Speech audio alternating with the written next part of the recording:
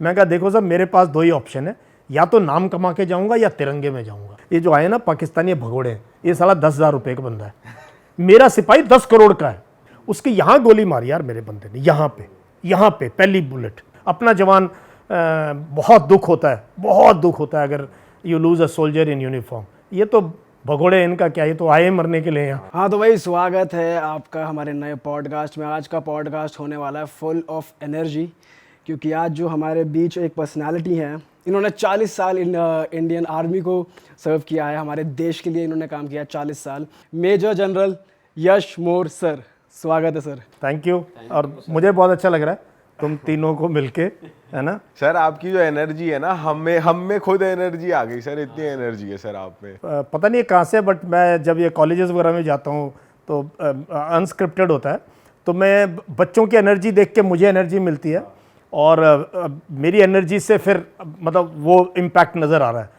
तो आप लोगों को मिलके इतना अच्छा लगा। कल परसों हमारी मीट पे वहीं से एनर्जी इतनी पॉजिटिव थी, और जैसे यहाँ पहुँचे द वे यू रिसीव्ड अस, तो मैंने कहा हाँ यार आज मज़ा आएगा। 1.5 घंटा गाड़ी में आए, लेकिन अब now this 1.5 hours is going to be full of energy. Sir आपकी एनर्जी ना कल वीडियो कॉल पे ही दिख गई थी मेरे को। हाँ सर। मतलब जैसे आपने बात शुरू करी, मैंने कहा यार ये तो क्रेजी होने वाला पॉडकास्ट। सर जब आपके जैसे लोग आते हैं ना, तो हमारी रिस्पॉन्सिबिलिटी बहुत ज़्यादा बढ़ जाती है कि भाई हमें भी थोड़ा समझदार लगना है। हम तो सर ऐसी नालायक से हैं, और इतने बड़े लोग हमारे बीच बैठते हैं। Sir it's an honour to have you.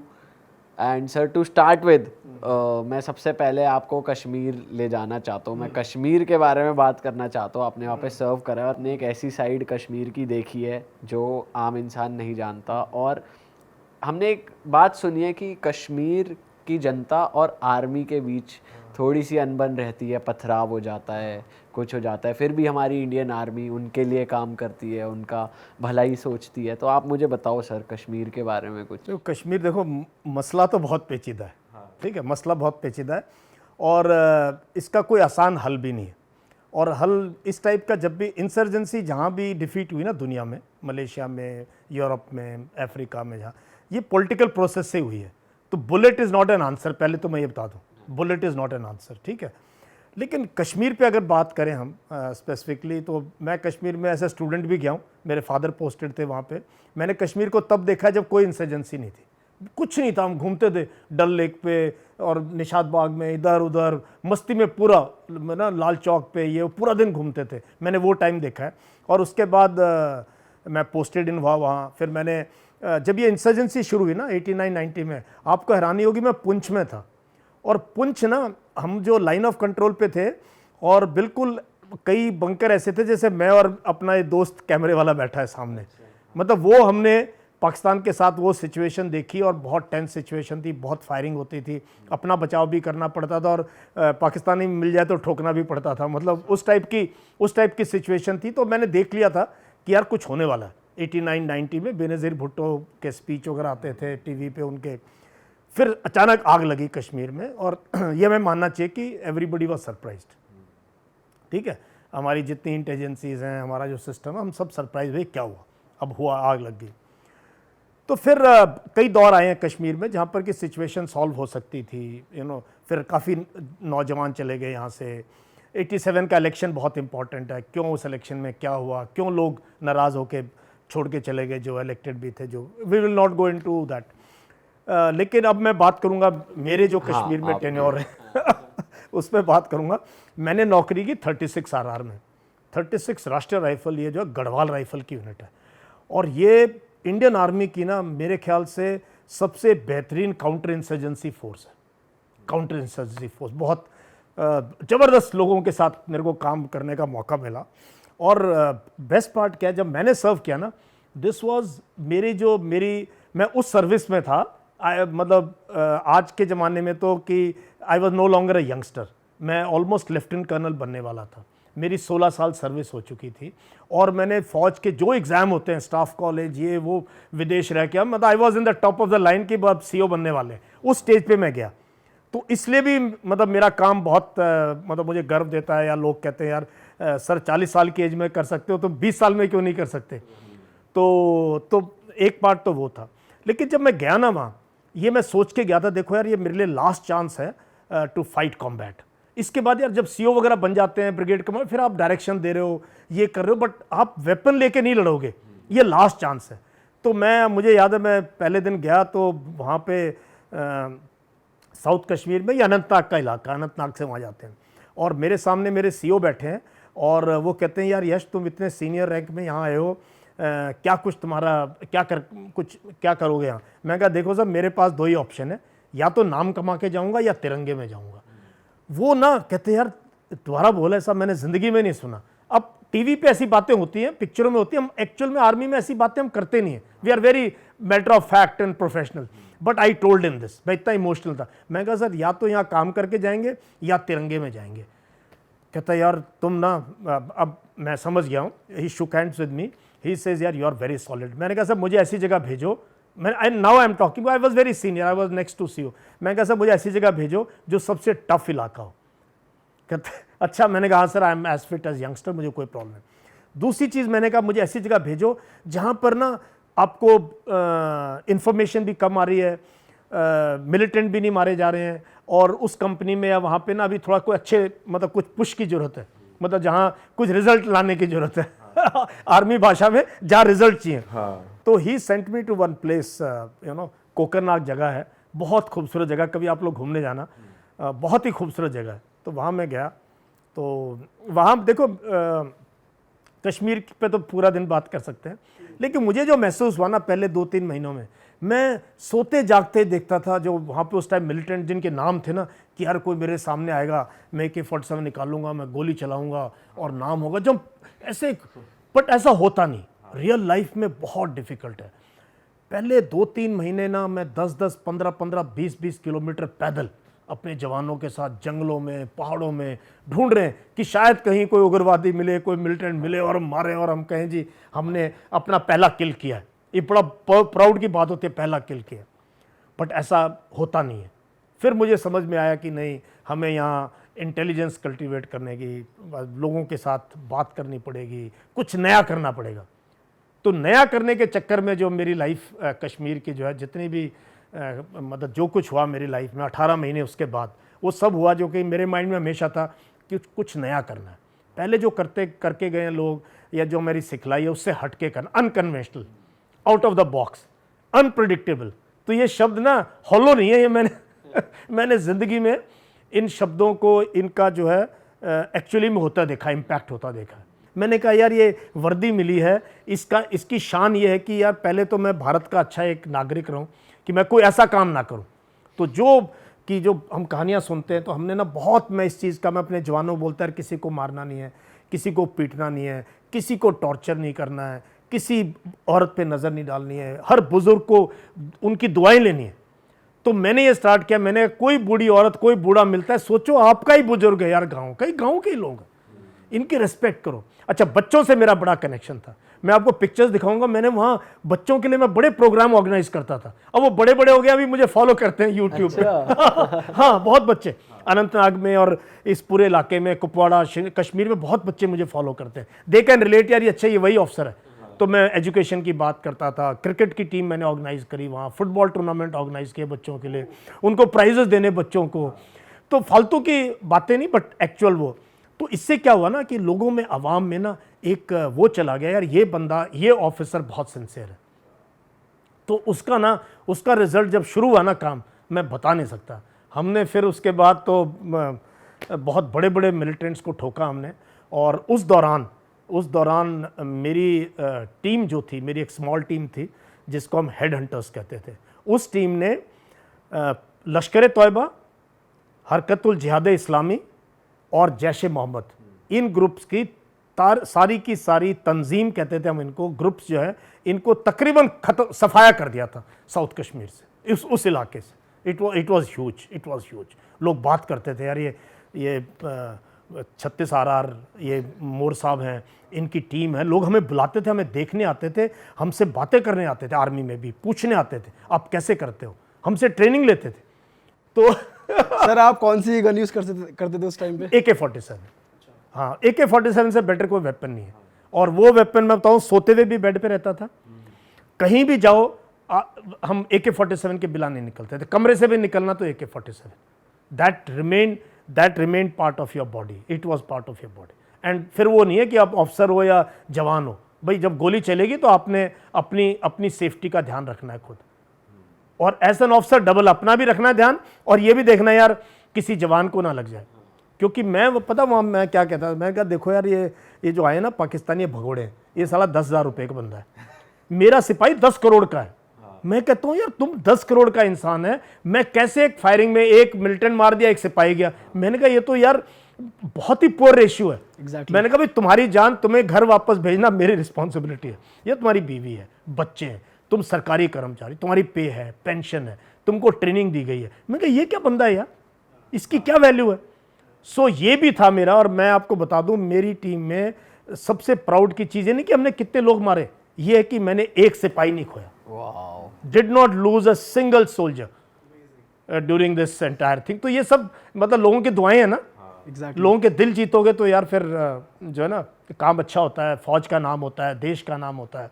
Social media पे ना बहुत देखा है कि आर्मी के लिए ना जो उनकी जो वेस्ट होती हैं, जो शील्ड्स होती हैं, वो सही क्वालिटी नहीं होती कि we are talking of bullet proof. हाँ, बुलेट प्रूफ जैकेट, जो भी इक्विपमेंट्स होते हैं, इक्विपमेंट्स होते हैं, तो वो ऐसा सच में होता है कि वो वीक होते हैं कि मतलब गोली। देखो ये मैं ना सोशल मीडिया में बहुत फालतू की चीज़ आती है और वो लोग कमेंट करते हैं जिनको पता नहीं।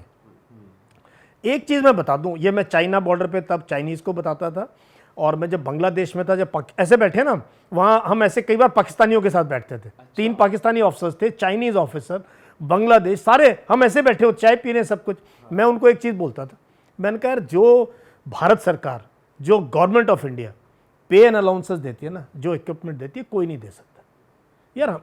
ये हमें मानना चाहिए, हमारा देश उतना अमीर नहीं है, ठीक है। एंड ये वर्क इन प्रोग्रेस है, सरकार कोई भी रही हो, फौज के लिए सबका एक सॉफ्ट कॉर्नर है।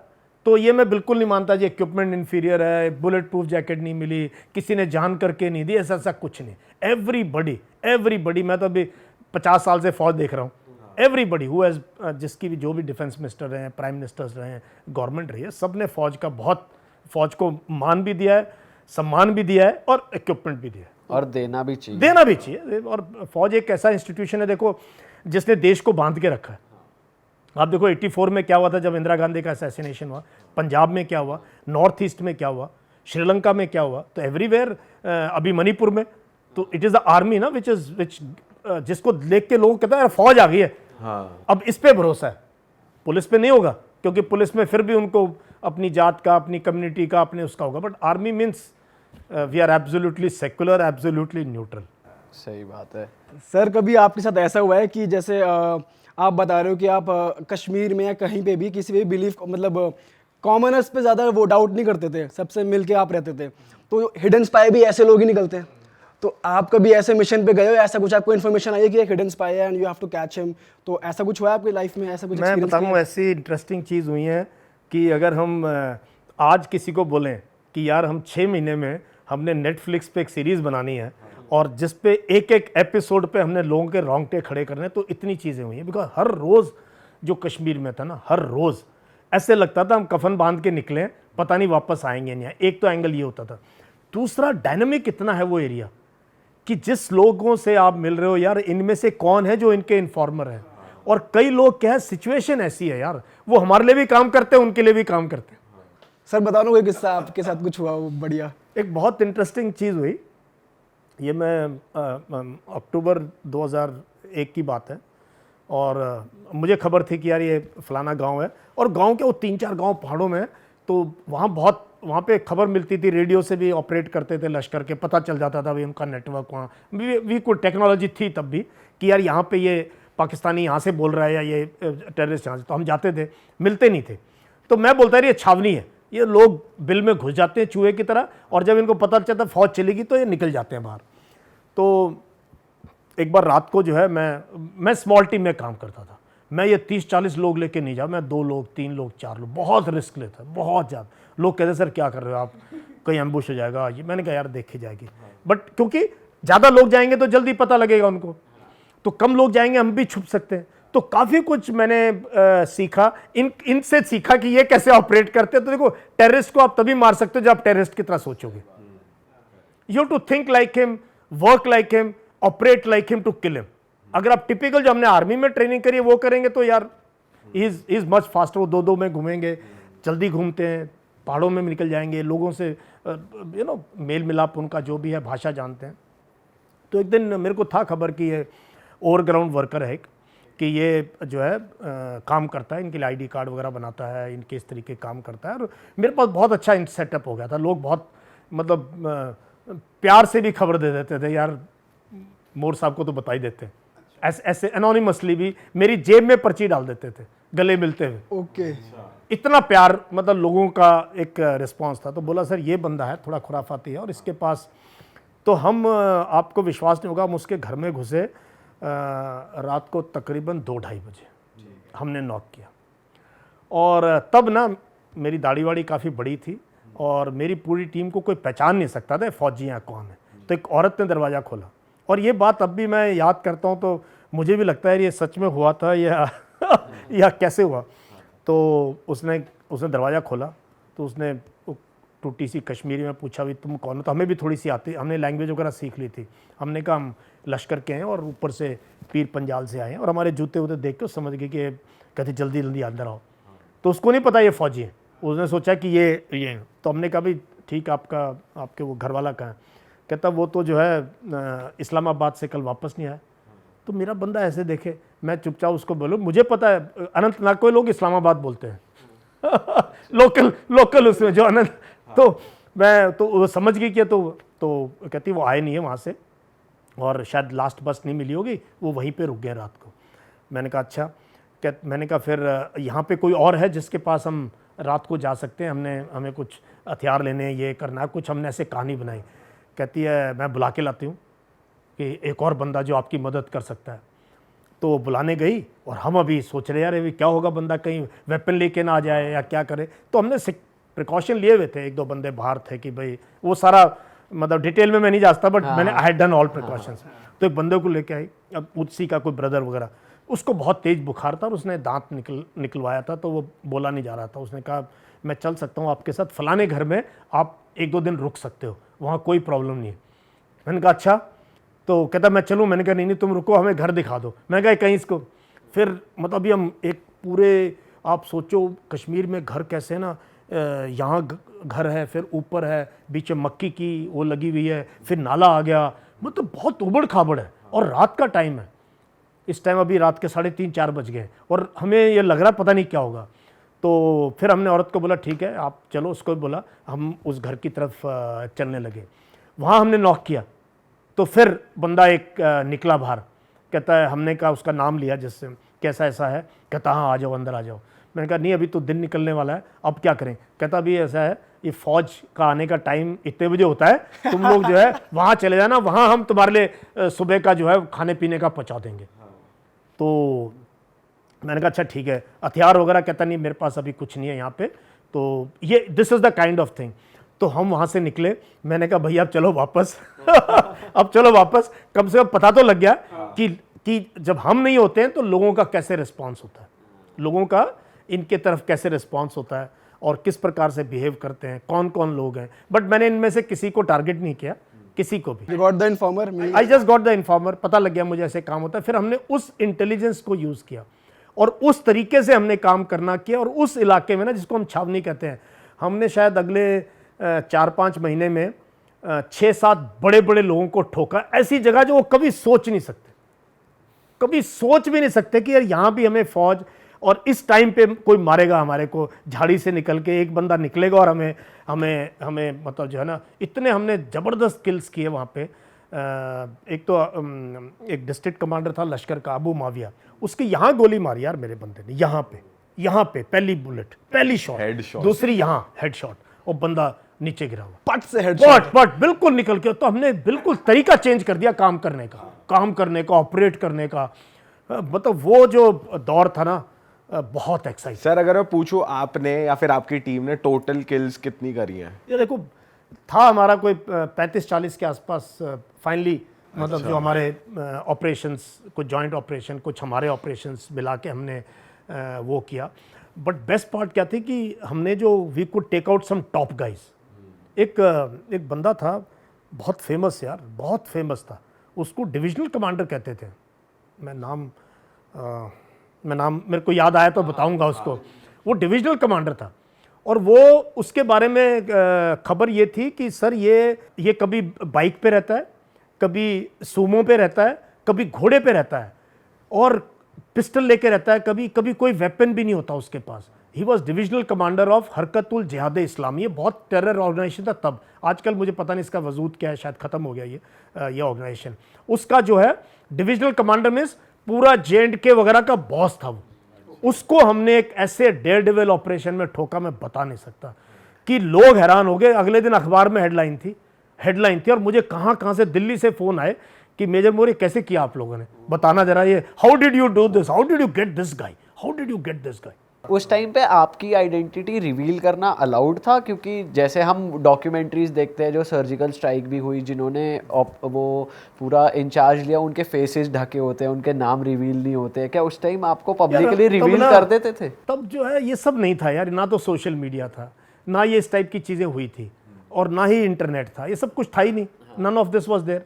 बट देखो वो हमारा काम था, to hide our intent and our identity, क्योंकि मुझे लोग बहुत जानते थे। तो जो मैं ऑपरेशन करता था दूर जाके करता था। हाँ। 20, 30, 40 किलोमीटर यार, पूरी रात चलना। और मैं बता रहा हूँ ऐसे मौसम में चलना कि क्या होता है ना, जब सर्दी में चलते हो ना आप, अब तो जैकेट वैकेट पहने हैं, बाल कलावा, ये वो, ठंड, ग्लव्स वगैरह, 2 सॉक्स पहनी हुई हैं, बर्फ़ पड़ी हुई है, बट 15-20 मिनट के बाद पसीना शुरू हो जाता है। फिर आप ये उतारो, फिर ये उतारो, फिर आप 25-30 किलोमीटर जाके अगर आप जाके रुक गए एक जगह पे और आपने वहाँ एम्बुश में बैठना है, आपको खबर है कि यार यहाँ से निकलेंगे, वो पसीना ना बर्फ़ बन जाता है। और वो जो रीढ़ की हड्डी में जो ठंड लगती है ना, मैं बताता हूँ, कोई वो खुद ही एक्सपीरियंस करना होता है, उसको कोई एक्सप्लेन नहीं कर सकता है। तो ऐसे ऐसे जाना, फिर 5-5, 6-6 घंटे बैठना, फिर दोबारा ठंड लगनी शुरू होती है क्योंकि पसीना बर्फ़ बन गया। तो बहुत डिफ़िकल्ट, मतलब सुबह के आप जो मॉर्निंग की हमारी रूटीन है वो नहीं कर सकते आप टाइम पे, उसके लिए भी आपको प्रिकॉशन लेने होते हैं। मतलब बहुत ज़्यादा इंट्रिकेट होता है, बहुत पैशन चाहिए, बहुत डेडिकेशन चाहिए। ना कोई कैमरा है, ना कोई अवार्ड है, ना कोई देख रहा है, ये सिर्फ सिंगल माइंडेड पैशन है टीम का और टीम लीडर का। और इसका कोई ऊपर से भी ऑर्डर नहीं आता कि आप करो, this is mostly self initiated. अच्छा सर, आप रात भर चलते थे, आप बता रहे हो, तो आपके साथ फौजी हुआ करते अच्छा, वो नाम याद आ गया। हाँ बताओ। नाम था Khalid Basra. Khalid Basra, and he looked like a film star. He looked just like a, ऐसे इतना हैंडसम। उसकी जब हमने उसको किल किया तो फ्रेंच बियर्ड रखी हुई थी, can you believe it, French beard. और अभी भी मुझे याद है जब हमने उसको किल किया, हमने उसको टर्न किया, उसकी बॉडी को हमने देखा, तो एक गांव वाले ने हमें कंफर्म किया, क्योंकि देखो हम जब मिलिटेंट मारते हमें क्या पता कौन है, हमें क्या पता बेवकूफ कौन है। हमें शाम को जब टेररिस्ट नेटवर्क ओपन होता था ना, तब पता चलता, क्योंकि तब ना वो शाम को इनके नेटवर्क चलते थे और कमेंट्री देते थे, खराज अकीदत, उसको ऑबिचुरी कहते थे, हमारा एक शहीद हो गया वहाँ फौज ने, उसका नाम ये था, पाकिस्तान में ये गांव था, उसके वालिद का ये था। उससे हमें पता चलता था बंदा कौन मरा है, एक्चुअल नाम क्या था, नहीं तो सब सूडो नाम लेके रखते हैं। तो खालिद बसरा को जब हमने टर्न किया तो गांव वाला कहता है सर ये तो खालिद बसरा है। मैंने कहा पक्की बात है? कहता है सर 100%। मैंने कहा ऊपर बता दो। आपने यूँ करा हुआ, ये ले मैंने कुछ बढ़िया काम किया। यार ये कैसे हो गया? और कोई प्लान नहीं था, प्लान कुछ और कर रहे थे, और दिन में मारा आई थिंक 10, साढ़े 10, 11 बजे, जबकि कोई ऑपरेशन बहुत कम होता है। So if you are innovative, if you are unpredictable, और थोड़ा गट फीलिंग है, थोड़ा पैशन है, तो फिर मतलब पता नहीं चलता कब क्या हो जाए। सर आप बांग्लादेश में भी रहे हो सर, वहाँ पे सर कैसी सिचुएशन थी? आपने इंडियन आर्मी को वहाँ पे भी रिप्रेजेंट किया है। यार वो ना बहुत पीयूष बढ़िया मौका था कि विदेश में, बांग्लादेश विदेश है हमारे लिए, वहाँ जाना, और वहाँ हमारा 1 साल का command and general staff college होता है, बहुत टफ सिलेक्शन से होता है, ऐसे नहीं कि नाम किसी ने भेज दिया। So I had to undergo a proper interview and all. अच्छा। तो मैं ढाका गया, तो इनफैक्ट कश्मीर से सीधा ढाका गया मैं। सीधा कश्मीर से ढाका, पता नहीं मेरी किस्मत में क्या। तो वहाँ गए, तो वहाँ पाकिस्तानी ऑफिसर्स भी आते हैं, चाइनीज़ भी आते हैं, बाकी नेबरिंग कंट्रीज़ के ऑफिसर्स हैं, और पाकिस्तान के उस कोर्स में 3 ऑफिसर्स थे, 2 आर्मी और 1 नेवी का ऑफिसर था। अच्छा। तो कंपटीशन बहुत होता है, पहली बार आप यूनिफॉर्म में, उन्होंने पाकिस्तान लिखा हुआ है, आप इंडिया पहने हुए हो, और एक फॉरेन कंट्री के अंदर, वो कंट्री जो आपने लिबरेट करी है, और वहाँ ना आप पे बहुत फोकस होता है। सब दूरबीन से इंडियन आर्मी ऑफिसर को उसकी सब कुछ देख रहे होते हैं। तो मैं अपने बेबाक स्टाइल, वही जो कश्मीर में था, अपनी फ़ौज के इथॉज़ हैं, तो मैंने उनको काफ़ी चीज़ें बताई अपनी आर्मी, अपने देश के बारे में कि यार हम क्यों डिफरेंट हैं और क्यों we are a great country and a great army. तो वहाँ से ना मुझे पर्सपेक्टिव मिला 71 वॉर का, क्योंकि मैं बहुत मुक्ति योद्धा थे जो इंडियन आर्मी ने ट्रेन किए, वहाँ लड़े। तो मेरे मन में सवाल था, हमेशा रहा, यार ये 93,000 जो लोगों ने सरेंडर किया, क्यों हुआ सरेंडर? क्योंकि देखो वेस्टर्न फ्रंट पे हम 48 में लड़े हैं, 65, 71 कारगिल में, अभी तक कोई सरेंडर ऐसा हुआ है? नहीं हुआ है ना, कि भाई 1000, 2000, 10,000 पाकिस्तानियों ने हाथ खड़े कर दिए, जी हमें ले लो, हम मार। तो ऐसा नहीं हुआ। वहाँ क्यों हुआ? देखो वहाँ की स्थिति जो थी ना, मार्च 71 से जब ऑपरेशन सर्च लाइट हुआ, जब लाखों लोकल बंगालियों को और इंटेलेक्चुअल बंगालियों का नरसंहार हुआ, biggest genocide the world has seen in modern times was done by Pakistan army इन बांग्लादेश। तो वो जो है ना, उसकी कई बार वर्ल्ड इतनी कम चर्चा करता है, बट वो चर्चा के मतलब करनी चाहिए उसकी, कितने लोग पाकिस्तान आर्मी ने मारे। तो क्या हुआ, जो लोकल बंगाली था ना, वो इतना रेप, और लाखों औरतों का रेप हुआ है बांग्लादेश में पाकिस्तानी आर्मी के द्वारा, तो इतना हेट हो गया कि लोगों ने पाकिस्तान आर्मी को बायकॉट कर दिया। तो छावनी में आप रह रहे हो तो, लेकिन सोचो ना कोई सब्जी देने आएगा, ना कोई दूध देने आएगा, ना आप गाड़ी हायर कर सकते। भाई army can survive only with local support. Army कहीं भी सर्वाइव नहीं कर सकती अगर आप लोकल नहीं चाहते। आपको कहीं पर भी, आप अफगानिस्तान की हालत देख लो, कितने लोग आए और चले गए वहां, अगर लोग सपोर्ट ना करें तो आप कुछ नहीं हो।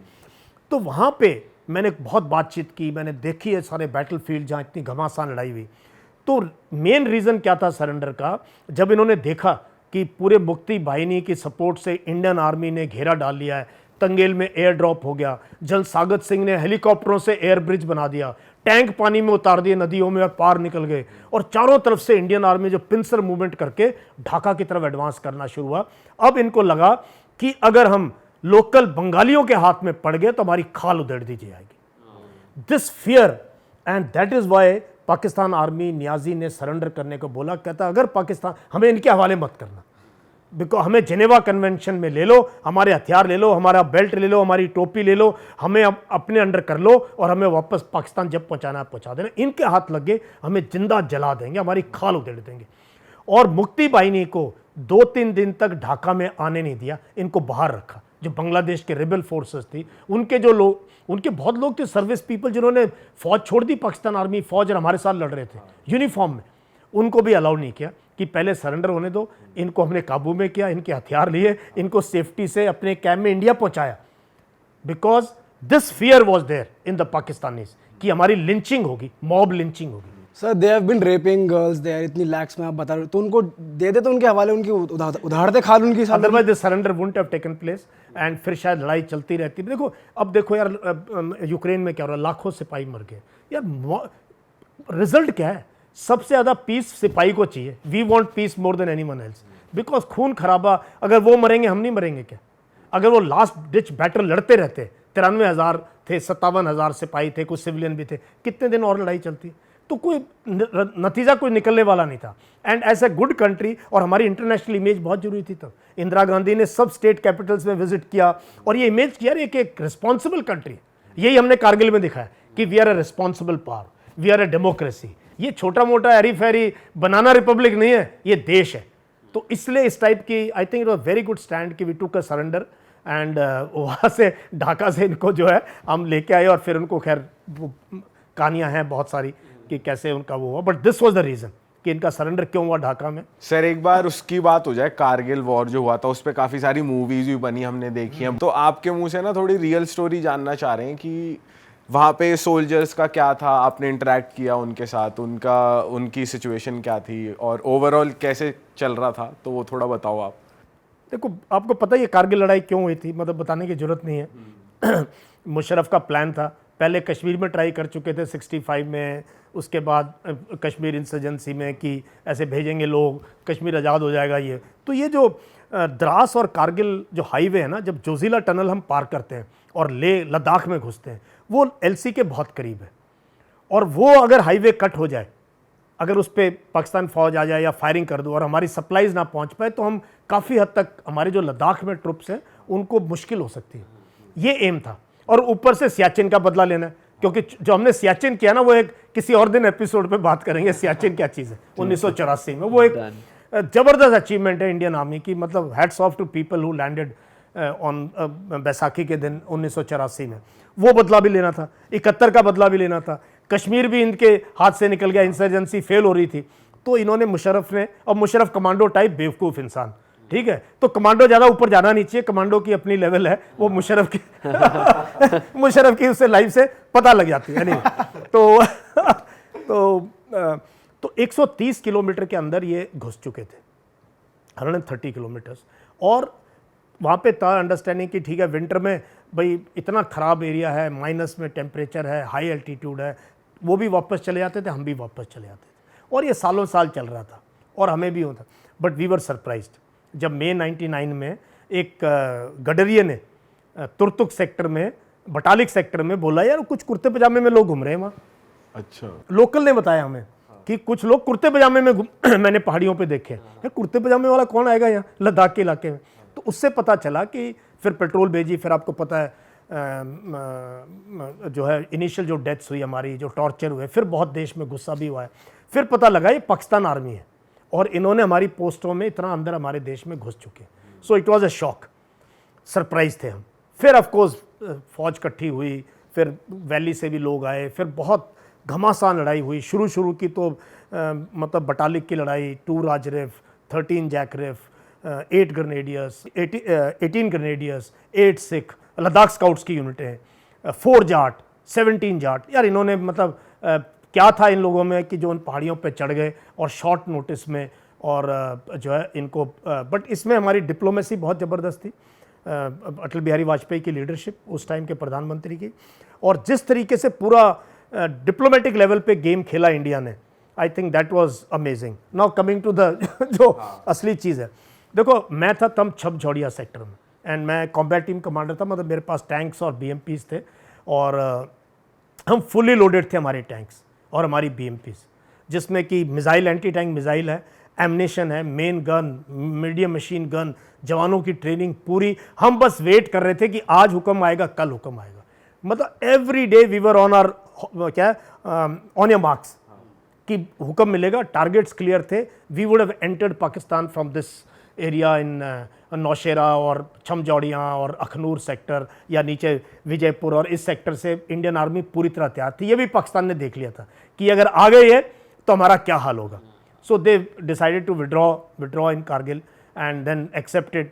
फिर आपको पता ही उसके बाद क्या हुआ, बट उसमें हमारी इन्फेंट्री, हमारी जो है एयरफोर्स और जो जवान और जो ऑफिसर्स थे, यंग ऑफिसर्स का role, specially officers like Manoj Pandey, Vikram Batra, major Acharya, है ना, अनुज नैयर, मतलब ये ऐसी कहानी लिख गए कि कैप्टन हरीफुद्दीन, जिसकी मैं कई बार जिक्र करता हूँ। तो ये यंग ऑफिसर्स की लड़ाई थी, यंग सोल्जर्स की लड़ाई थी, and I think they did a fabulous job. मतलब we can be very proud of what are young people can achieve under adverse circumstances. Sir आपकी लाइफ बहुत ज़्यादा एडवेंचरस रही है, और आई एम श्योर जितने उत्साह से अब आप बता रहे हो, एक्चुअल सिचुएशन क्या उससे अलग थी? क्या उस टाइम आप थोड़े टेंस रहते थे, स्ट्रेस में रहते थे कि हर दिन एक, मतलब आपको पता नहीं है कि आप वो दिन सरवाइव करोगे कि नहीं? ऑब्वियसली आपकी भी फैमिली है, आपको भी मतलब क्या उतना ही जुनून रहता था उस टाइम भी, या थोड़ा आप दिमाग से चलते थे कि नहीं यार इसे अवॉइड कर सकते हैं तो अवॉइड करते हैं? डिसीजन मेकिंग, क्या फैमिली बैकग्राउंड आपके डिसीजन मेकिंग को अफेक्ट करता था? देखो उस टाइम ना बहुत द्वंद चल रहा होता माइंड में, ठीक है, और जो इंटेलिजेंस होती है हाफ बेक्ड होती है। हाँ, उग्रवादी को मारना ना, पाकिस्तान फौज से लड़ना आसान है, हमें पता है सामने मोर्चे पे वो बैठे, हम बैठे, हम आर्टिलरी ठोकेंगे, टैंक, एयरफोर्स आएगी, फोड़ेंगे इनको, और मतलब जो है कर लेंगे।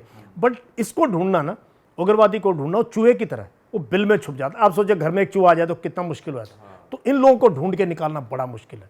तो देखो, और पहला फायर का इनिशिएटिव इनके पास होता है, क्योंकि यार सिविलियन है, हम नहीं चाहते यार हमारी गोली से कोई सिविलियन मर जाए, क्योंकि इतना अच्छा काम करो, एक गलत आपने बंदा मार दिया तो देखो सारा नाम वो हो जाता है, और एक्सेप्ट भी नहीं, आर्मी एक्सेप्ट भी नहीं करती इसको। तो तब बड़ी माइंड में ना ये बातें होती है जो आप बता रहे हो। फिर जवानों का वो होता है यार, इनकी बीवी है, इनके बच्चे हैं, इनको वापस अपने घर पहुंचना चाहिए, और ऐसा कोई बेवकूफ़ी का, अगर ये बंदा बच गया मिलिटेंट कोई बात नहीं, फिर मारा जाएगा, फिर मारा जाएगा, लेकिन हमारा जवान नहीं मरना चाहिए। तो मुझे एक ऑपरेशन याद है, जो है ये करवा चौथ का दिन था, अभी भी मुझे याद है। और जो है वाइफ मेरी जो है स्कूल से आते ही सबसे पहले टीवी ऑन करते थे कि यार, क्योंकि उनको पता था ये कहीं ना कहीं रोज कहीं ना कहीं फायरिंग हो रही है, तो ये है, तो ना वो नीचे टीवी पे आता रहता, अनंतनाग में ये हो गया वो हो गया। तो मुझे याद है कि बहुत ज़बरदस्त एक मुठभेड़ चल रही थी, कई घंटों चलती रही, रात को भी चलती रही मुठभेड़ उसमें। तो हमारा हमने ये जवानों से बोला था यार, बेवकूफ़ी का कोई काम नहीं करना है, हमें कोई जल्दी नहीं है, किसी ने बोला नहीं है जी 8 घंटे मारना है, 5 घंटे मारना है। तो ये इस चीज़ का हम बहुत ध्यान रखते थे, चाहे उसके लिए हमें लाइट अप करना पड़े या उस एरिया को सैचुरेट करना पड़े, लेकिन हम पूरी कोशिश करते थे कि जो है अपनी कैजुअलिटी नहीं होनी चाहिए, ये तो जाएगा, नहीं तो एक्सप्लोजिव लगा के जिस बिल्डिंग में बैठा उसको नीचे गिरा देंगे। So that was always, even senior commander कहते यार कोई जल्दी नहीं करना ऑपरेशन में, अपना जवान, बहुत दुख होता है अगर you lose a soldier in uniform. ये तो भगोड़े इनका क्या, ये तो आए मरने के लिए यहाँ। इनको तो पीठ पीछे वार करना है, उसमें माहिर है। ये तो पागल है, इनका दिमाग खराब है। और वो देख लो पाकिस्तान का क्या हाल हो रहा है, इसी दिमाग खराब की वजह से हो रहा है ना। ज़्यादा रिलीजन का अगर तड़का लगाओगे देश में तो दिमाग खराब होगा, है ना। वायरस है ये और इसका एंटीवायरस बहुत मुश्किल से मिलता है। सर अगर मैं एक शब्द बोलूं, best days of your service, तो आपको क्या माइंड में फ्लैशेस आते हैं? कौन सा, क्योंकि आपने पूरा इंडिया देखा है, आपने इंटरनेशनली भी इंडिया को बहुत ज़्यादा रिप्रेजेंट करा है, तो सबसे ज़्यादा मज़ेदार जो आपके दिन है वो कौन से दिन, कौन से एरिया, क्या सर्विस करने में आपको सबसे ज़्यादा इंजॉय किया आपने? तो सबसे ज़्यादा तो मैंने ये RR में एंजॉय किया। मतलब वो मैं मानता हूँ जिस चीज़ के लिए यूनिफॉर्म पहनी थी, जिस चीज़ के लिए मतलब वेपन उठाया था, जिस चीज़ के लिए ऑफिसर बने थे, वो पूरा वहाँ हुआ। लेकिन हर दिन RR राष्ट्रीय राइफल्स अनंतनाग में जब हम, अच्छा, हाँ, जो कश्मीर में जब थे, उसके बाद लद्दाख में मुझे एज ए CO मौका मिला, एज ए कर्नल, फिर एज ए GOC में वहाँ लद्दाख में मेरे को मौका मिला काम करने का। तो मुझे हर वो दिन अच्छा लगा जब मैं जवानों के साथ था। मेरी जवानों के साथ एक अलग किस्म की कनेक्शन है और एक अलग किस्म का वो है। मैंने कभी भी जवान को जवान नहीं सोचा, मैं उसको हमेशा, मुझे लगा मेरा छोटा भाई, और जब बड़ा हो गया मुझे लगा मेरे बेटे की तरह। तो मैंने कोई भी डिसीजन लिया ना, वो ये सोच के लिया कि यार इसने गलती करी, अगर ये मेरा बेटा करता तो मैं क्या करता। सो इससे काफ़ी मुझे मतलब जो है मुझे अच्छा भी लगा, रिस्पांस भी मिलता है। आज भी बहुत लाखों लोग फॉलो करते हैं ये चीज़ देख के। तो कोशिश ये रही मेरी कि पूरी सर्विस में, स्पोर्ट्समैन था मैं, सर्विसेज के लिए हैंडबॉल खेला, बॉक्सिंग करी, नाक तुड़ाई, ठीक है, और इवन एज ए CO मैं बास्केटबॉल वगैरह मेन टीम में खेलता था और बहुत चोट खाता था। वो देखते यार ये बंदे को क्या यार, ये लड़ पड़ता है 1 मिनट ग्राउंड के अंदर, कोई परवाह नहीं। कितनी चोटें खाई यार, मैं आपको बता नहीं सकता। कोई ऐसी जगह नहीं जहां मैंने प्लस्टर नहीं, इवन आफ्टर कमिश्निंग, ये मैच जीतना है, मैच जीतना, ये फितुर था कि जीतना, वही फितुर था जो कश्मीर में था कि अब बंदा ठोकना है मैच जीतना है। सर मुझे एक बात बताओ, बॉक्सिंग जैसे आपने बताया, आप बहुत कम्पिटिटिव रहे हो, अग्रेसिव रहे हो। बॉक्सिंग तो खुद में एक एग्रेसिव स्पोर्ट है कि भाई सामने वाले को नॉकआउट करना ही करना है, और एक तरफ आप कह रहे हो कि आप इतना कंपोजर भी रख सकते थे। तो ये बैलेंस कैसे है आपकी पर्सनैलिटी में? कि क्योंकि अग्रेशन में तो इंसान गलत डिसीजन लेने के बिल्कुल बॉर्डर पे रहता है कि इतना पेशेंस रख नहीं पाता कि 8 घंटे लग रहे हैं, 10 घंटे लग रहे हैं। अग्रेसिव आदमी तो सोचेगा इनको अभी खत्म करूँ, और लोग गलत, because I am known to be always smiling, हमेशा खुश, जवानों को थपथपी दे और शाबाश शाबाश, कोई पंगा भी हो गया, सर ये हो गया, अच्छा कोई बात नहीं। 1 मिनट में बड़े बड़े केसेस में मेरे सामने आएगा, सर ये पंगा हो गया, क्या करें? मैं कोई बात नहीं, अब मेरे को बता दिया ना, अब जाओ तुम चाय पियो, go and have a drink. मतलब मैंने कहा मेरी प्रॉब्लम मैं आप बताऊंगा, तो I can release pressure anywhere in a minute, वो लीडर का काम है। तो ये जो बड़ा इंटरेस्टिंग आपने चीज़ पूछी, जैसे मुझे बॉक्सिंग का याद है मैं ऑफिसर्स ट्रेनिंग एकेडमी में था, बॉक्सिंग मेरा पहला मैच बॉक्सिंग का, और एक सीनियर के साथ था, और वो 6 फुट 2 इंच था और मेरे से ज़्यादा बड़ा था, और मैं कहा यार पता नहीं मुझे मारेगा। तो मुझे किसी ने बोला यार तू मिलिट्री स्कूल का है, तुमने बॉक्सिंग करी हुई है, ये मत सोचना कि सीनियर है। और मेरे माइंड में था यार बॉक्सिंग में मुझे 3rd राउंड की वेट नहीं करनी, मैंने 1st राउंड में करना है। मैं हमेशा, मेरी थिंकिंग ये रही है कि पहले ही तो भागना है, तो सबसे पहले आगे। बॉक्सिंग है तो मैंने पहले राउंड में ना जो मैंने उसको समझ नहीं आया यार ये क्या हुआ। बहुत बहुत बहुत बहुत 2-3 बार रेफरी ने रोका, काउंट दिया, उसके बाद आई थिंक फर्स्ट राउंड भी उसने लास्ट नहीं किया। और मतलब मुझे ऐसे लगा चारों तरफ लोग वो कर रहे हैं, total aggression and he collapsed actually, got knocked out in the ring. और मेरे कंपनी वाले, बटालियन वाले, मेरे जो ऑफिसर्स थे, कहे यार we never knew you are a bloody killer, इतना किलर इंस्टिंक्ट है तुम्हारे में। तो वो एक साइड है। उसके बाद I was so apologetic, I picked him up. उसके बाद वो हॉस्पिटल में गए, मैं उनको बहुत सॉरी कहा, मैं बहुत साल तक वो कहता था सर माफ करना यार मैंने तेरे को मारा है, सॉरी यार। सॉरी है। तो कश्मीर में भी ये क्या था, मेरा जो वो था, मेरा जो पैरामीटर था, maximum kindness to maximum violence, कि मैक्सिमम काइंडनेस हो लोगों के साथ, औरतों के साथ, बच्चों के साथ। जब तक AK-47 नहीं है, you are my friend, but the moment you fire and you are enemy, फिर हम अपना जो मैक्सिमम कर सकते हैं हम छोड़ेंगे फिर तो। तो सर ये बैलेंस रखा कैसे जाए? आज भी सर हम देखते हैं जो सोशल मीडिया की दुनिया या हमारी जो दुनिया है, हमें रिजल्ट चाहिए बहुत जल्दी ऐसे, और हमारा दिल भी टूटता है कि यार ये मिला नहीं। तो अग्रेशन, इरिटेशन, मेंटल स्ट्रेस बहुत ज्यादा ये सब ट्रेंड में आ रहा है कि I am facing depression, you know, क्योंकि रील्स का टाइम है, शॉर्ट्स का टाइम, हर चीज immediate gratification. My mental health is not fine, ये फैंसी टर्म्स आ गए हैं। तो इंसान बैलेंस कैसे रखे सर? आप तो 2 एक्सट्रीम्स में काम करते थे, तो मेंटली कैसे स्ट्रांग रहा जाए? क्या देखो मैं ना एक चीज बोलता हूँ यार, मेरे से भी ये बहुत सवाल पूछा जाता है मेंटल हेल्थ का। ओवर थिंकिंग, ये वर्ड नया आ गया डिक्शनरी, ये सर फैंसी शब्द ओवर थिंकिंग है, डिप्रेशन है, यू नो, इस टाइप से। मैं इनको बोलता हूँ यार, पहले are you going for a running और not? First thing to do when you feel low और something is unplug yourself, phone side में रखो, कमरे से बाहर निकलो, या दौड़ने जाओ, भागने जाओ, पशु पक्षियों को देखो, और leave the home and relocate some, कई दोस्तों के पास चले जाओ, change the scene, you will feel better. तो इसके लिए how I used to, I have done this, कि मैं ये बोलता हूँ हमेशा, ज़िंदगी ना मैराथन है, ज़िंदगी मैराथन है, और ये 100 मीटर की दौड़ नहीं है। मैं अपनी लाइफ में देख रहा हूँ यार, हमारे से नालायक तो यहाँ तक पहुँच गए, और बतेरे जिनको हम सोचते थे यार ये तो बहुत फन है, वो शायद नहीं कुछ लाइफ में अचीव कर पाए। सो लाइफ में अचीव वो करेगा जो मैराथन रन करने के लिए तैयार है। So it's a long race, so keep building yourself slow and study. यही मैं अपने इतने ऑफिसर सिलेक्शन करा रहा हूँ, मैं पढ़ा रहा हूँ लोगों को, मैं बार बार यही कहता हूँ यार, work on your core quality. पहले अपने आप को पहचानो, तुम कौन हो, पहले अपने आप को इंप्रूव करो यार, दुनिया को फिर इंप्रूव करना। अब सबके सब जो लोगों को ठीक करने में लगे, अपने अंदर नहीं झांकते। So self introspection, where are you, what kind of person are you. तो थोड़ा बहुत सोचना चाहिए, थोड़ा अध्यात्म की तरफ, अध्यात्म से पूजा पाठ नहीं है, बट रीड विवेकानंद को पढ़ो, बुल्ले शाह को पढ़ो, गुरु नानक को पढ़ो, गुरु गोविंद सिंह को पढ़ो, दयानंद सरस्वती को पढ़ो, मतलब प्रेमचंद को पढ़ लो, टैगोर को पढ़ लो, पढ़ो ना थोड़ा सा, पता लगेगा देश कहाँ से कहाँ आया। सो ये मैं यंग जनरेशन को कहता हूँ यार, टेक लाइफ इजी, और थोड़ा चिल करो यार, एवरी दिस टू शैल पास। फौज में जब बहुत बुरा दिन होता था, हम कहते थे दिस टू शैल पास, अगला दिन आ जाएगा, कोई बात नहीं। सर आप इतनी रीडिंग करते हो, फिर भी आप नास्तिक ही मानते हो अपने आप को, या इतनी रिलीजियस बुक्स पढ़ने के बाद आपको थोड़ी आस्था हुई है क्या?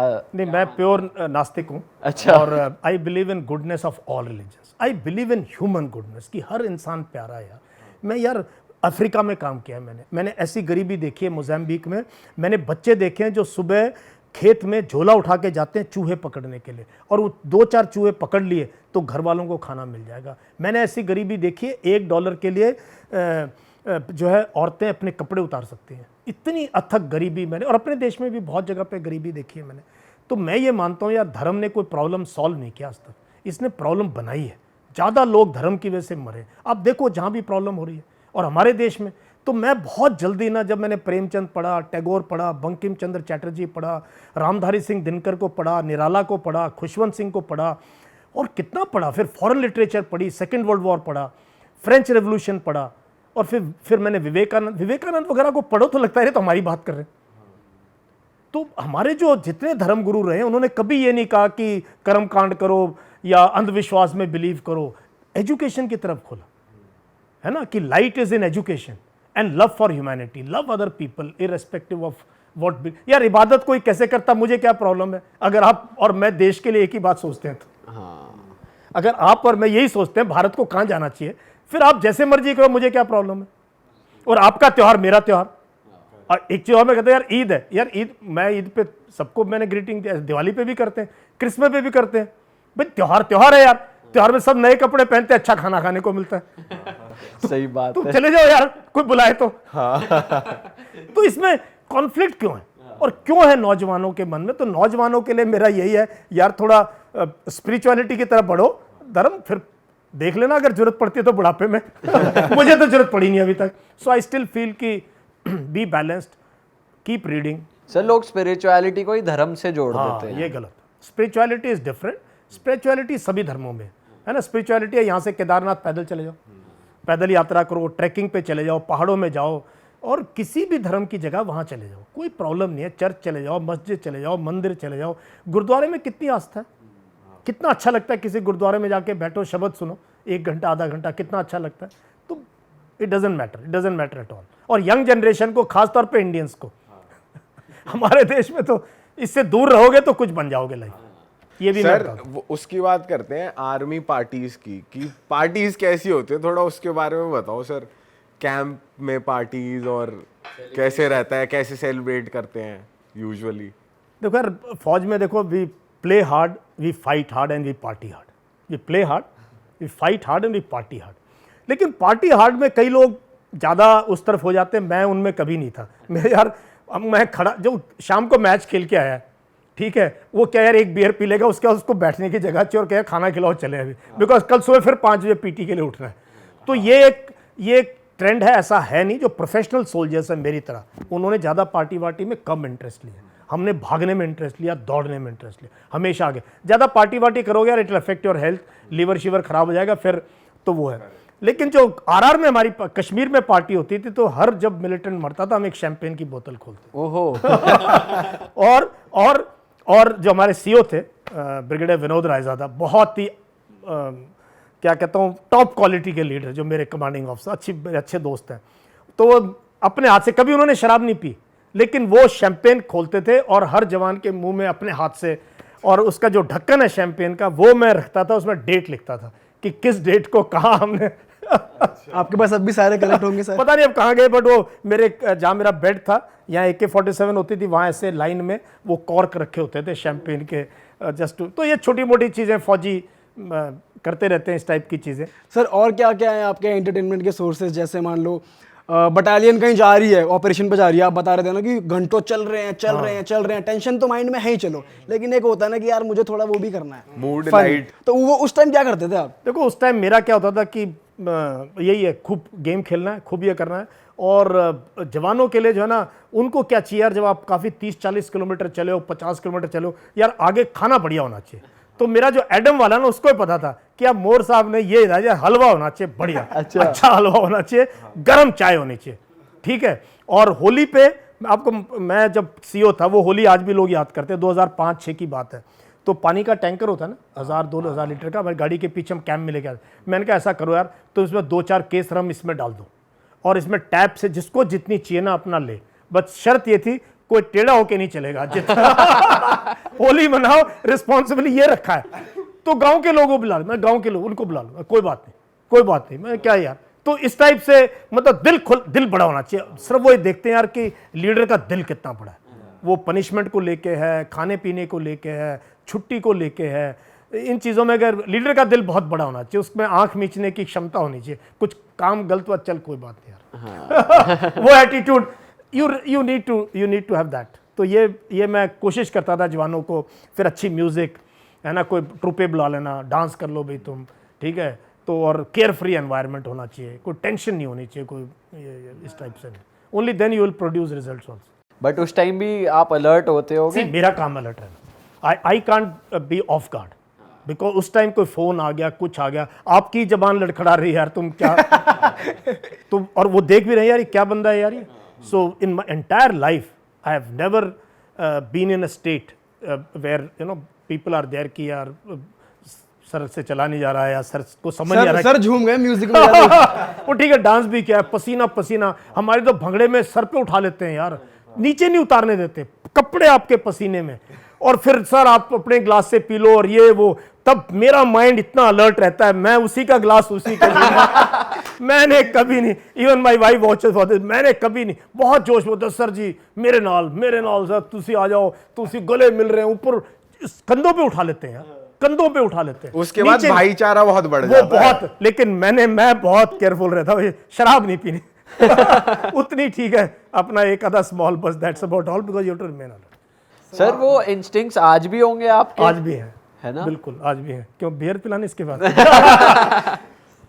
हाँ, हम सर पी सकते हैं अगर आप सोच रहे थे कि कुछ 2-4 बातें ज्यादा निकल आए।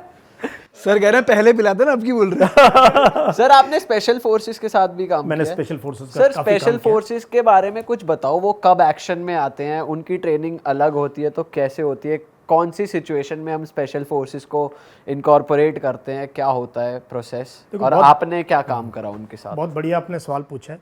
एक तो स्पेशल फोर्सेस की जो धारणा सोशल मीडिया से है ना, वो काफ़ी गलत है, काफ़ी गलत है, ठीक है, क्योंकि बच्चों के माइंड में ही आ गया, बस ऐसे जंप करेंगे, बैरे मिल जाएगी, AK-47 लेंगे, लोगों को मारेंगे और ऐसे टीवी पे आएंगे। ऐसा नहीं है।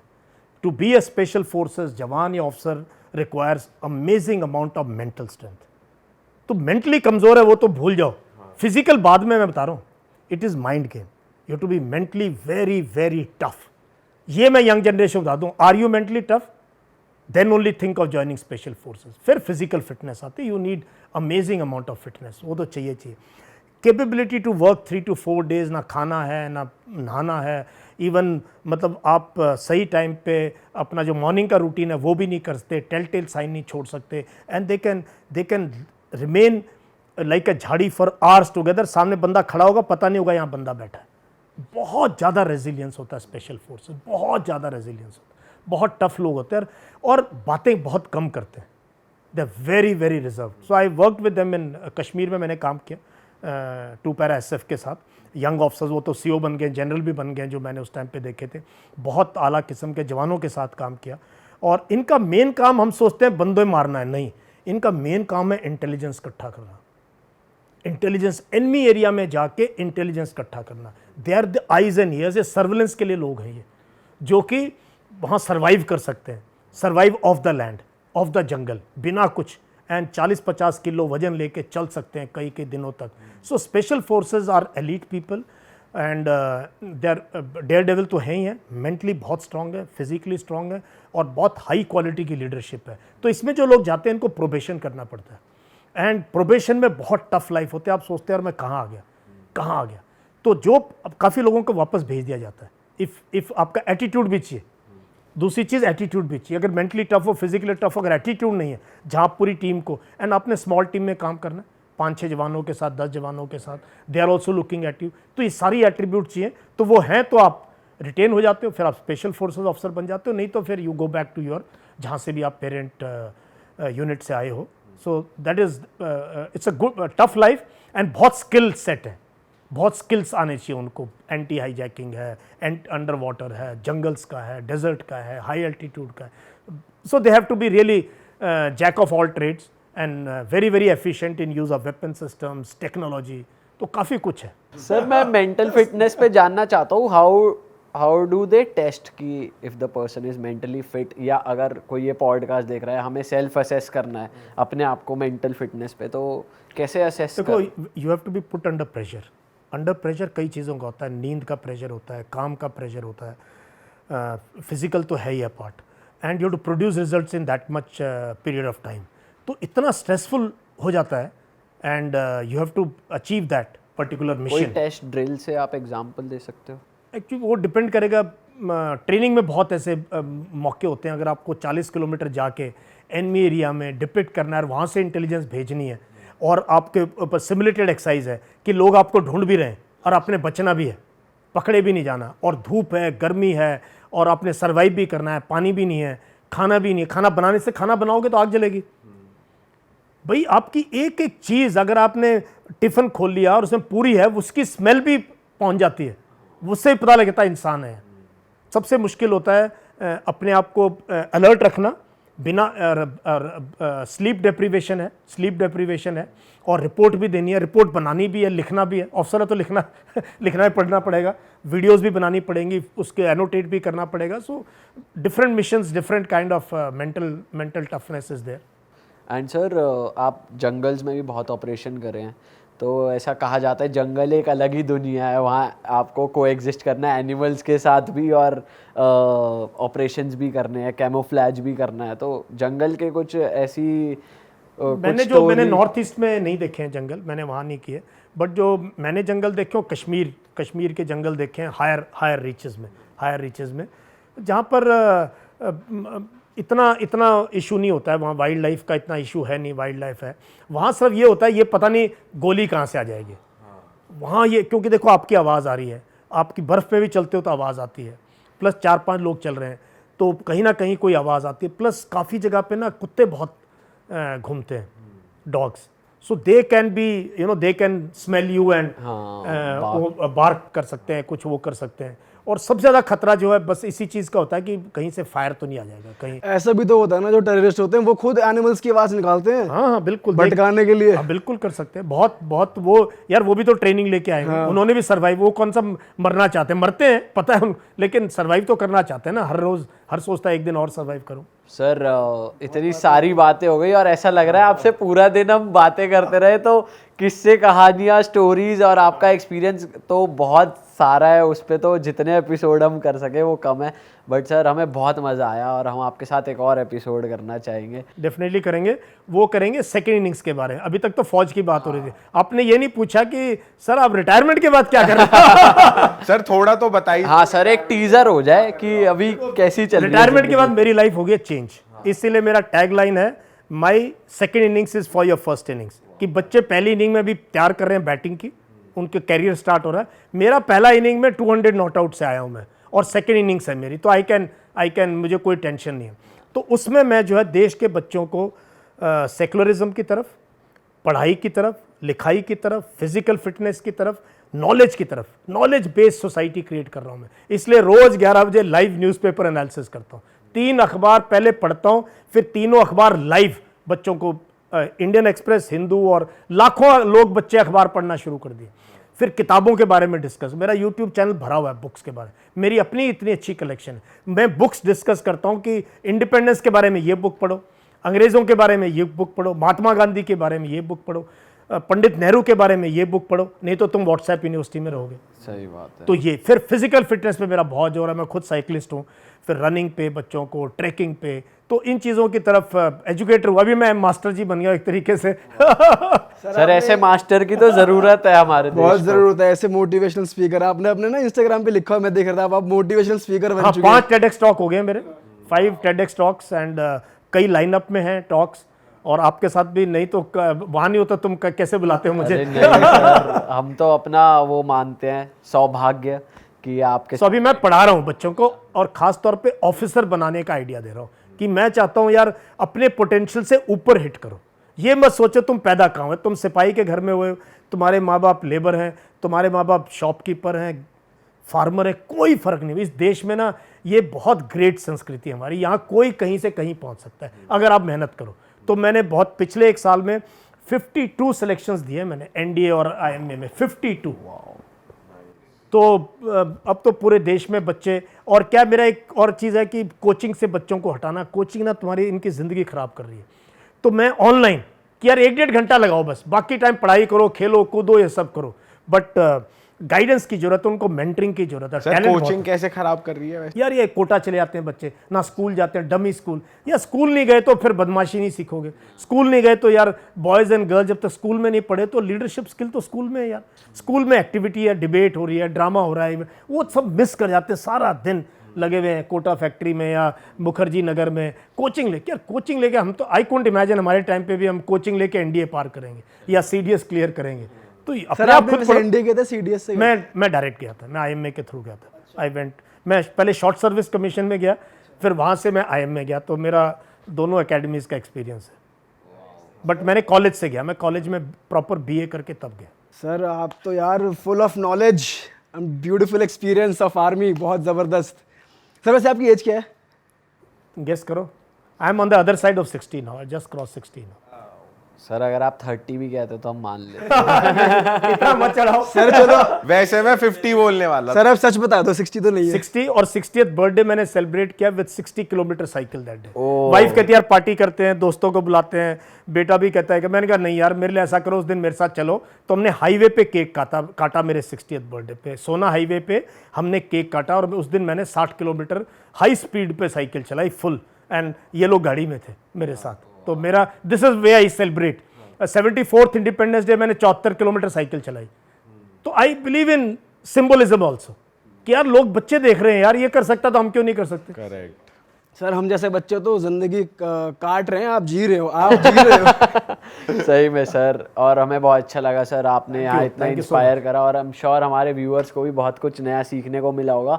और जो लोग भी अपनी जर्नी कंटिन्यू करना चाहते हैं, देश के लिए कुछ करना चाहते हैं, सर का चैनल का डिस्क्रिप्शन में लिंक भी है, गोल बटन यहाँ स्क्रीन पे आ रहा है। और जैसा कि सर ने बताया, सर रोज़ लाइव आकर न्यूज़पेपर एनालिसिस करते हैं। सर की वीडियोस में बहुत करंट सारा अफेयर्स ज्ञान पढ़ाता है। हूँ, बहुत करंट अफेयर्स पढ़ाता हूँ। वाह। Any situation in India and abroad I am covering it with in 2 days and PDF फिर शाम को वो भी भेज देता हूँ, नोट्स भी भेज देता हूँ अपने बनाए। तो जिसको भी भाई जनरल नॉलेज चाहिए ना भर के, तो सर के पास पहुंच अनबायस्ड, जाओ। अनबायस्ड, टोटली अनबायस्ड हाँ just facts and just and knowledge. क्या स्टैंड होना चाहिए UPSC हाउस। चलो फिर मिलते हैं नए पॉडकास्ट में। अगर आपको मजा आया अपने हिसाब से लाइक कमेंट शेयर कर देना, है ना। चलो जी, चलो जी, और बाय बाय, थैंक यू, जय हिंद। जय हिंद। जय हिंद।